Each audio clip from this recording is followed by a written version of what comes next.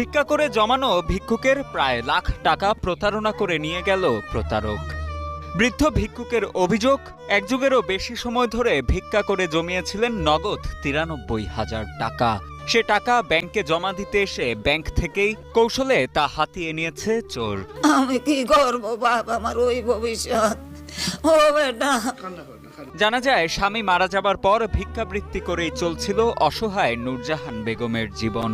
ঘরে কর্মক্ষম 2 ছেলে থাকলেও মায়ের খোঁজ নিতেন না তারা।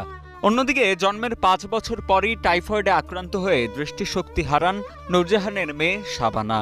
মানুষের কাছে হাত পেতে যৎসামান্য যা পেতেন তা দিয়েই মা মেয়ে কোনো মতে ডাল ভাত খেয়ে বাকি টাকা জমিয়েছিলেন শেষ বয়সে একটু স্বাচ্ছন্দ্যে বেঁচে থাকার জন্য।